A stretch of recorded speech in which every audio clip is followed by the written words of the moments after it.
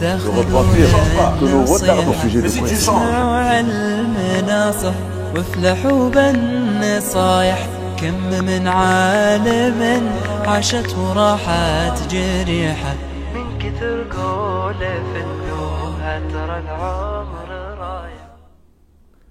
Le prophète sallallahu alayhi wa sallam nous dit لن يدخل أحدكم الجنة عمله قالوا ولا أنت يا رسول الله قال ولا أنا إلا أن يتغمدني الله برحمة منه وفضل أو كما قال عليه الصلاة والسلام.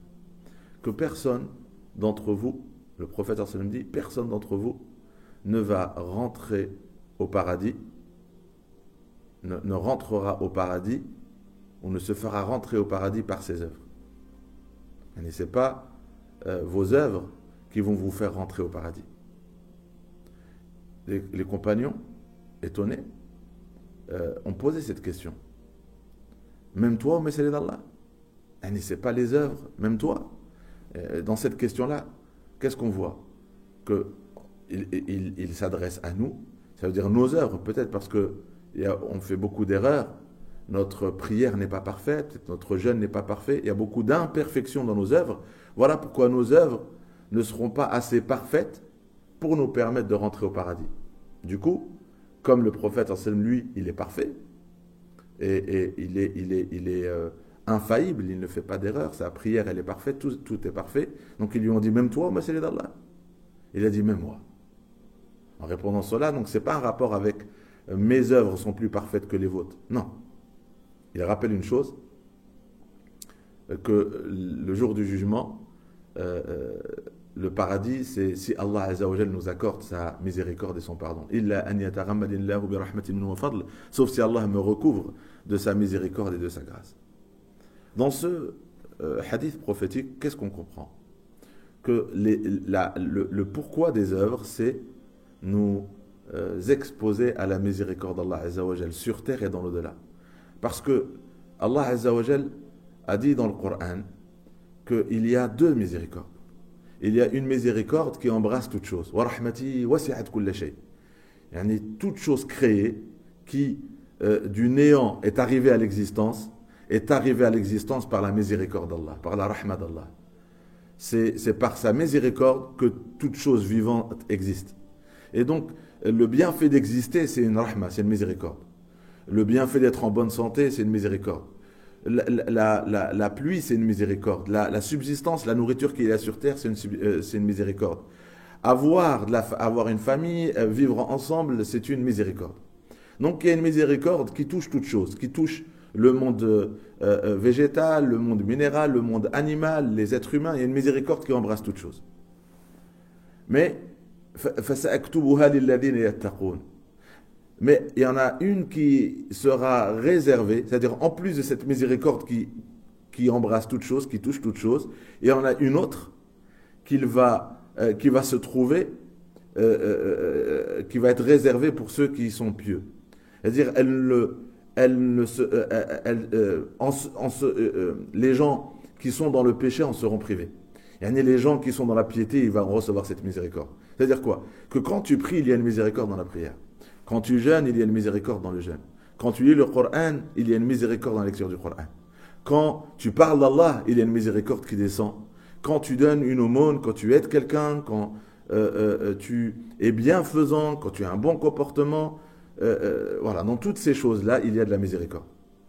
Et donc, les bonnes œuvres, c'est constamment s'exposer aux œuvres où se trouve la miséricorde.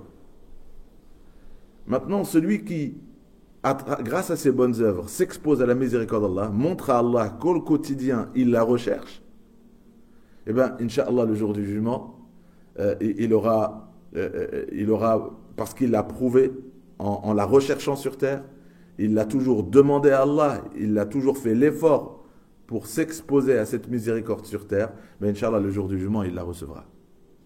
Yani, les œuvres, ce sont les lieux où se trouve la miséricorde sur terre. Et celui qui vit dans la miséricorde sur terre la recevra dans l'au-delà. Mais quelqu'un qui sur terre ne la recherche pas, ne la demande pas, ne s'expose pas aux œuvres, ne s'expose pas à cette miséricorde en faisant ce qu'il faut pour. Et il choisit plutôt la désobéissance, il choisit plutôt le péché. Il risque, parce que là où il se trouve, quand il se trouve dans le péché, il n'y a pas de rahma. La rahma ne descend pas là où se trouve la désobéissance d'Allah et le péché. En se trouvant constamment dans des endroits ou dans des situations ou dans des œuvres où la rahma ne se trouve pas, eh ben il risque, parce qu'il n'a recherché pas, il ne s'y trouvait pas sur terre, d'en être privé dans l'au-delà. Voilà un peu le sens qu'on retrouve dans ce hadith-là. C'est que les œuvres ont pour but de nous rapprocher de Dieu et nous exposer constamment à cette miséricorde. Et man la yarham la yurham. Celui qui n'agit pas, les bonnes œuvres, c'est aussi une rahma. Celui qui n'agit pas avec miséricorde ne recevra pas de miséricorde.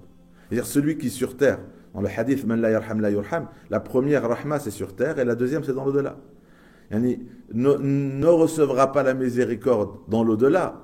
Man la yarham, celui qui n'œuvre pas avec miséricorde, qu'il n'agit pas avec miséricorde, avec douceur, avec bienfaisance dans son comportement et dans les bonnes œuvres.